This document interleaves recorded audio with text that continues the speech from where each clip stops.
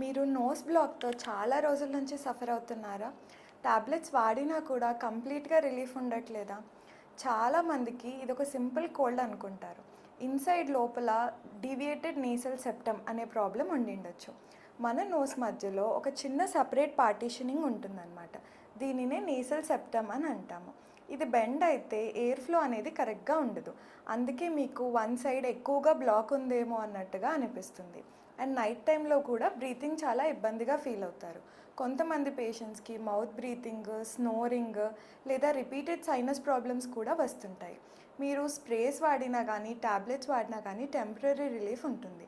Structure అనేది లోపల bend అయితే పర్మనెంట్గా కరెక్ట్ చేయదు అది. సో ఇలాంటి కేసెస్లో మేము సజెస్ట్ చేసేది ఏంటి అంటే సెప్టోప్లాస్టీ. ఇది చాలా సింపుల్ ప్రొసీజర్, లోపల నుంచి చేస్తాము, బయట కట్స్ అనేవి ఏమీ ఉండవు.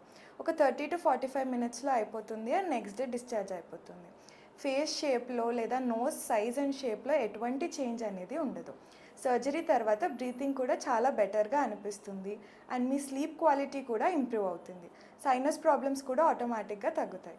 సో ఇలాంటి ప్రాబ్లమ్స్ లాంగ్ టైం నుంచి ఉంటే ఇగ్నోర్ చేయకండి, ప్రాపర్గా చెక్ చేయించుకోండి. ప్రతి నోస్ బ్లాక్కి సర్జరీ అనేది అవసరం ఉండదు, కానీ కరెక్ట్ కేస్ని ఐడెంటిఫై చేయడం అనేది చాలా important. For any such problems do visit us. I'm Dr. Akshita Reddy, consultant ENT at Onus Robotic Hospitals, Champapet.